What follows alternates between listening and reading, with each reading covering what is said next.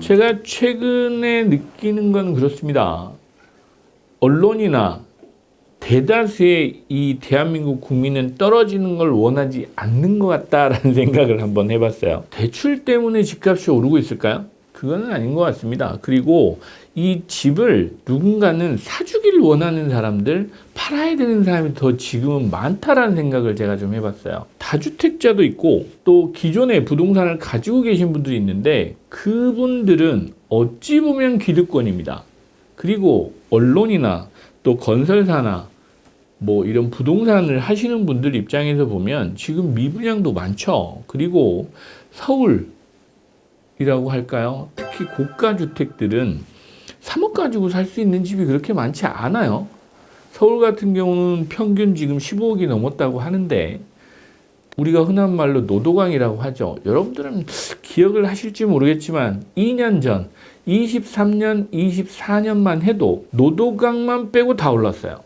뭐 그런 시절도 있었습니다. 그런데 그걸 또 다들 잊고 계신 것 같아요. 언론에서 풍선 효과라고 그래서 3억밖에 안 되고 6억밖에 안 되고 하니 빨리 집 사라라는 뉘앙스로 계속해서 나옵니다. 현재 대출 3억 가지고 집을 얼마나 살 수 있을까?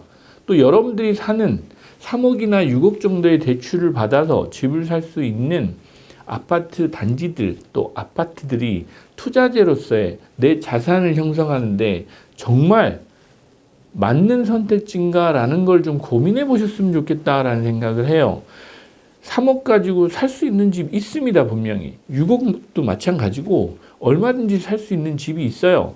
하지만 여러분들이 1년 전, 2년 전 그 집들을 샀을 때 정말 여러분들 자산이 늘었냐라는 생각을 좀 해보셨으면 좋겠어요. 심지어 저희 직원도 있습니다. 직원들도 하도 요즘에 집을 안 사면 나만 이 세상이 뒤처지는 것 같고 나만 또 이 손해를 보는 것 같은 느낌 때문에 우리가 요즘에 포모라는 말이 사회 현상으로 지금 다가온 것 같은데 그래서 남들 하니까 나도 하는 이런 시대적인 어떤 흐름을 만들고 있다라는 생각이 전 들어서 정말 위험하다라는 생각을 저는 좀 하고 있습니다. 3억이 대출이 안 돼서 여러분들이 집을 지금까지 안 사셨을까요? 실제로 뭐 3억밖에 대출을 안 해줘서 집을 못 사고 있는 건지 여러분의 소득은 그 사이에 정말 많이 늘어나신 건지 감당하실 수 있는 건지 잘 모르겠습니다.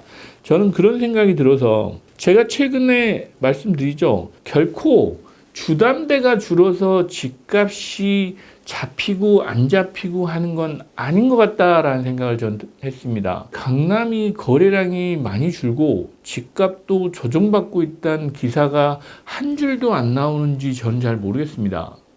정말 거래량 많이 줄었어요. 강남 3구 거래량이 얼마나 많이 줄었는지 여러분들은 지표로도 확인하실 수 있는데 왜 그런 것들은 확인을 안 하시면서 심지어 동탄이 22억 찍었다는 기사들 최근에 광교가 가격이 많이 올랐다고 하죠.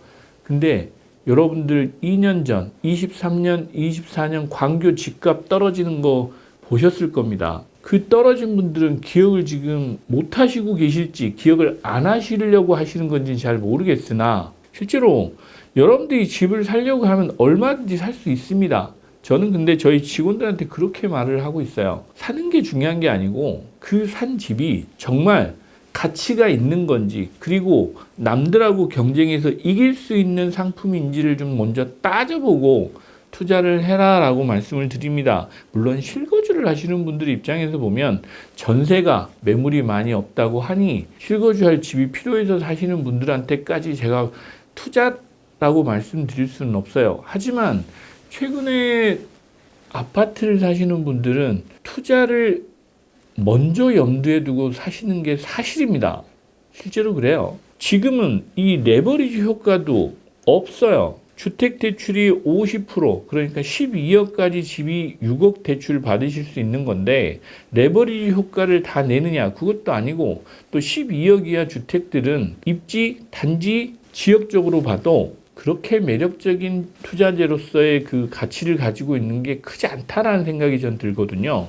이제 그런 부분에서 대출도 그렇게 많이 안 되는데 왜 이렇게 다들 집을 사시려고 하는지 모르겠습니다. 그리고 또 하나 제가 7월 달까지는 좀 보시자라고 말씀드렸는데 세금 특히나 비과세 부분이 여러분들 축소가 되고 또 보유세가 늘고 그러면 투자 수익률 부분에서 급격히 수익률이 떨어지는 이런 상황에서 굳이 무리를 해서 여러분들이 자산을 늘릴 수 있는 상황도 아닌 것 같은데 굳이 이렇게 집을 사셔야 되는지 저는 잘 모르겠다라는 생각이 일단 들고 언론에서 계속 얘기는 하죠. 주담대가 6억이 최고고 뭐 서울 15억이 넘는 건 2억밖에 안 되는데 왜 이걸 집을 사는지 모르겠다라고 하는데 최근에 그래서 언론이나 많은 유튜버 또 방송 이런 데서 나오는 게 주담대 축소를 계속 얘기를 하더라고요. 이거는 거슬 수 없는 대세입니다. 자본 규제라고 제가 누차 말씀드리는데 주담대 때문에 집을 사고 안 사고 하는 게 아니고 일단 3억이든 5억이든 단 1억을 대출을 해줘도 살 수 있는 집도 있습니다. 하지만 그게 투자재로서의 매력이 없다라는 부분을 꼭 좀 기억하셨으면 좋겠다. 왜 주담대가 축소되는 걸 가지고 많은 언론들이 이렇게 얘기하는지 모르겠습니다. 그리고 23년, 24년으로 저는 기억하고 있습니다. 여러분들 집값이 떨어진다고 그래서 전 정부에서 생애 최초 대출 지원해가지고 집값을 다시 올린 기업들도 있어요. 그게 진짜 청년들이나 이런 신생아 대출, 생애 최초 대출, MZ세대들 자산을 늘렸는지 한번 따져보셨으면 좋겠다라는 생각, 절박함이 좀 있습니다. 저는 그렇습니다. 여러분들 3억 가지고 또 5억 가지고 지방에 그럼 집 사실 수 있어요? 못 사시잖아요. 안 사시는 거죠. 그러면서 굳이 수도권에 무리해서라도 노도강을 지금 들어가야 되는 건지 저는 잘 모르겠습니다. 하지만 저는 저희 투자자들한테는 추천드리진 않고 있다는 말씀은 자신 있게 말씀드릴 수 있어요. 여러분들이 지금 10억을 대출을 해줘더라도 그게 지금 투자자로서의 매력이 있는지 따져보셔야 된다는 말씀을 먼저 드리고 싶었습니다. 주담대가 축소되는 거 여러분들한테 어찌 보면 나라에서 거꾸로 무리하게 투자하지 마세요라고 또 여러분들한테 알려주는 걸지도 모른다라는 생각을 저는 했어요. 그런 측면에서 이 정부는 쉽지 않을 겁니다. 3억이든지 6억이든지 대출을 받아서 투자를 하신다고 하면 돈이 된다라고 하는 결과가 나올 수 있는 거는 결코 쉽지 않다. 돈 안 됩니다. 그런데 굳이 요즘에 주담대 축소되는 거 가지고 언론에서 이렇게 많이 얘기하는 거 저는 그렇게 휩쓸리실 필요 없다라고 생각하고 물론 사시겠다고 하시면 제가 말릴 방법도 없지만 여러분들은 그 부분을 좀 꼼꼼히 따져보시고 냉정한 판단을 좀 하셨으면 좋겠다. 지금 주담대 축소는 여러분들한테 돈이 안 되고 위험하니 제발 집 사는 거 지금은 신중하게 판단하세요라고 정부에서 알려주는 거 아닐까라는 생각을 좀 해보시는 것도 좋은 투자의 방향이다라고 생각합니다.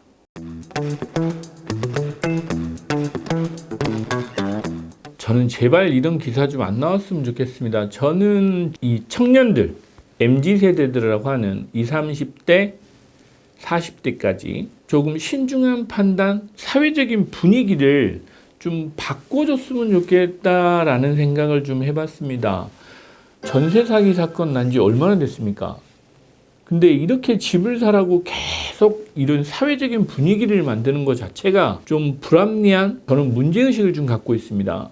젊은 사람들이 신혼부부들이 꼭 새 집을 사서 또 집을 무리하게 사서 젊었을 때부터 주거비로 많이 충당하는 게 맞냐라는 생각을 1차적으로는 했고요. 실제로 청년들이나 신혼부부들 신생아 대출도 해주죠. 이런 것들 가지고 여러분들 2, 3년 전에 주택 가격이 많이 떨어지니까 건설이나 부동산 경기 부양한다고 40조, 50조씩 대출을 해줬습니다.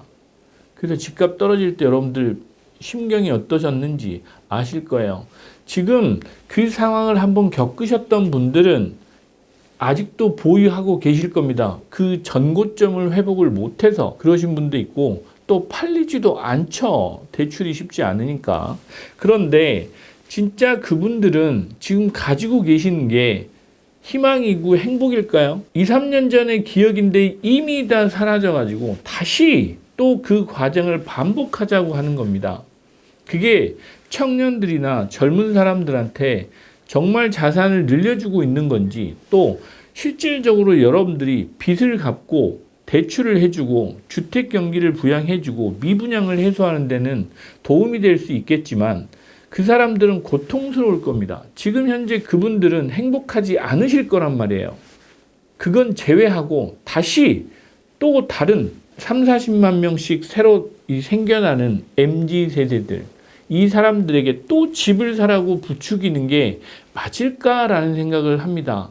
물론 집값은 오를 겁니다. 건축비도 계속 오르고 새 아파트들 이런 선호 현상들이 없어지진 않을 겁니다. 그리고 소득도 계속 늘기 때문에 눈높이가 높아지는 것도 맞고 사회 현상이 계속 그런 쪽으로 나아지는 쪽으로 가고 있기 때문에 집값이 오르는 게 정상이죠. 하지만 실제로 여러분들이 집을 사서 행복한지는 따져봐야 되는 문제란 얘기예요. 행복하다라는 거 결국 내 자산도 늘고 또 주거 만족도 이런 게 늘어서 좋을 수는 있습니다. 근데 부자가 되진 못할 거란 얘기예요. 여러분들 실질 자산은 그렇게 늘질 못하고 있는데 매달 은행 이자 내면서 여러분들이 주택을 보유하고 있으면 얼마나 행복하신지 저는 23년, 24년도에 대출 받으셔서 사신 분들한테 한번 여쭤보고 싶습니다. 저는 저희 직원들한테 단호하게 얘기해요. 젊은 직원들한테 집 사는 게 중요한 게 아니고 여러분들의 실력을 키우는 게 먼저다라고 얘기를 하는데, 그러면 다들 한마디씩 합니다. 남들은 다 사는데 왜 대표님만 저희 직원들한테 사지 말라고 하세요? 라고 해서 그냥 내가 돈 많이 벌어가지고 집을 줄게 라고 얘기합니다. 저희 직원들이 불행해지는 거 싫기 때문에 저는 그렇습니다. 좀 따져보고 냉정한 이 판단을 하실 수 있을 때 투자를 좀 하셨으면 좋겠다라는 절박함, 간절함이 저는 좀 있습니다. 젊은 사람들 요즘에 정보도 많죠. 많은 사람들이 내 주변에서 이거 집 샀다고 하네. 뭐 심지어 아파트를 못 사면 오피스텔을 사는 경우를 제가 보고 한숨을 좀 쉬었습니다.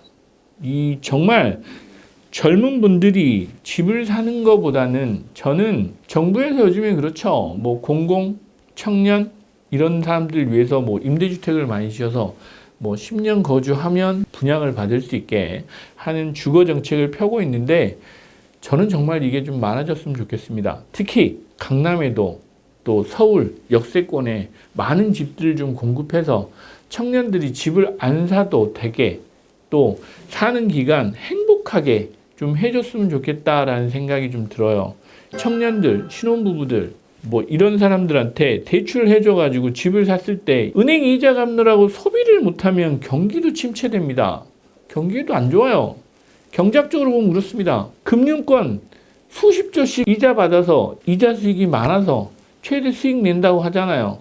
그게 소비로 돌아오면 얼마나 좋겠습니까? 월세는 경기가 선순환되는 과정에 필요하다라고 저는 생각합니다. 하지만 전세는 또 다릅니다. 여러분들 전세 대출을 받으면 그 이자 누구한테 내십니까?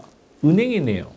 은행은 은행 직원들한테 성과금은 주겠지만 결국은 해외 자본으로 다 빠져나갑니다. 이게 경기 선순환이 되는 거냐? 그런 측면에서는 좀 약하다라고 저는 판단해요. 차라리 여러분들 월세 가서 집주인한테 월세 주면 집주인분들은 자녀분들 수익 생기는 것 같고 소비도 하고 자녀분들 용돈도 주고 해서 선순환되는 효과도 있습니다. 그래서 청년들이 은행에다 이자 내는 것보다는 차라리 이자 비용이 줄어서 경기를 선순환하는데 우리나라 경기가 좋아지고 여러분들 월급도 많이 오르고 하는 이런 상황으로 가는 게 정말 큰 틀에서 보면 또 정책을 펴는 입장에서 보면 맞는 거 아닌가라는 생각이 전 들어서 실제로 요즘 대출을 완화해 주자라고 하는 거 저는 반대합니다. 이건 젊은 사람들한테도 불행해지는 결과고 또 경제에도 결코 바람직한 방향은 아니다라고 저는 생각해요. 차라리 그 이자 내는 비용을 청년들 소비하는데 쓸 수 있는 정책 방향을 좀 마련해 주는 거, 요즘에 삼성전자가 전자제품 사면 할인해 주죠. 네, 그런 것처럼 청년들한테 소비 쿠폰 주는 게 훨씬 낫다라고 저는 생각합니다. 실제로 그렇습니다. 이자 비용 지원해 줘서 이자 뭐 4%, 5% 내는 거 2% 깎아줘서 3% 내라고 하면 세금도 들어가잖아요. 정책 대출 받으면 나머지 금리 차액은 세금으로 나갑니다. 그거 청년들한테 지원해 주십시오. 소비하라고 지원해 주는 게 훨씬 행복할 수 있지 않을까. 청년들은 그게 당장 대출을 해줘서 집을 사는 게 행복할지 모릅니다. 단 사는 그 순간까지만 행복합니다. 그 이유는 살아가시는 동안 그 집을 사서 보유하고 계신 내내 불행해질 수도 있다. 또 힘들어질 수 있다라는 생각도 좀 하셨으면 좋겠어요. 이게 누구를 위한 대출인지 저는 잘 모르겠습니다. 마냥 대출을 안 해주니까 얘들이 왜 나를 집을 못 사게 해라고 하는 이 포모 현상에 또 빠져들지 마시고 좀 냉정한 판단을 좀 하셨으면 좋겠다라는 생각을 저는 하는 사람입니다. 이 실수요자들 있죠. 왜냐하면 자녀들을 키우신 분들, 직장을 다니시는 분들, 그리고 또 살 집은 있어야 되니까. 그런데 이제는 시대가 좀 바뀌어서 투자를 어떤 식으로든 하셔야 되잖아요. 그리고 집도 분명히 오릅니다. 집값은 떨어지진 않아요. 물가 인상이라고 하는 부분, 인플레이션이라고 하는 부분 때문에라도 건축비 계속 오르고 집값도 오를 수밖에 없습니다.